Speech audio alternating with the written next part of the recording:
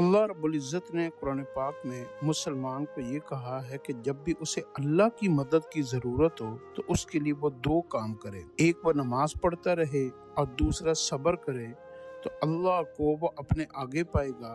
अल्लाह उसके बिन मांगे उसकी सारी हाजात पूरी करेगा, अल्लाह उसकी हिफाजत करेगा और अल्लाह उसके लिए काफ़ी हो जाएगा। और जिसके लिए अल्लाह काफ़ी हो जाए उसका कोई भी नुकसान नहीं होता, फ़ायदा ही फ़ायदा होता है। तो आप अपनी ज़िंदगी में एक दफ़ा एक अमल ज़रूर करें, चाहे पूरी ज़िंदगी में करें, हफ्ते में एक दफ़ा करें, महीने में करें, साल में करें। जब भी आप किसी बड़ी मुश्किल में मुब्तला हो जाएं और आपको कोई हल नज़र ना आए, आपके ऊपर कर्ज चढ़ जाए, बच्चे बच्चियों का मसला हो जाए, औलाद नाफरमान हो जाए, मुकदमे बन जाएं, कारोबार में नुकसान हो जाए, मकरूज हो जाएं, कोई भी ऐसी हाजत, कोई भी ऐसी मुश्किल जिससे निकलने का कोई रास्ता नजर ना आए, तो उस वक्त आप 4 रकात नमाज नफल इस नियत से पढ़ें, सलातुल हाजत, ए अल्लाह मेरी हाजत है। और एक ही नियत में 3 नियतें कर लें कि सलातुल तौबा भी, सलातुल शुक्राना भी और सलातुल हाजत भी। तो उसमें आप यूं करें कि जब आप 4 रकात पढ़ें तो पहली रकात में आपने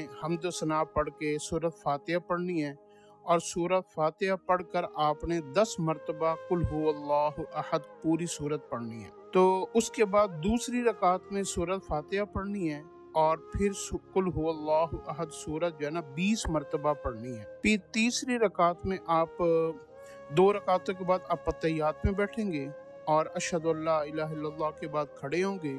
फिर तीसरी रकात में आप सूरत फातिहा पढ़ेंगे और उसके बाद कुल हुवल्लाहु अहद जो है ना आप 30 मरतबा पढ़ेंगे। चौथी रकात में आप सूरत फातिहा के बाद कुल हुवल्लाहु अहद 40 मरतबा पढ़ेंगे। फिर जब आप सलाम फेरेंगे तो फिर दरूद पाक आप जो है ना कोई सा भी दरूद शरीफ आप वो 70 मरतबा पढ़ें।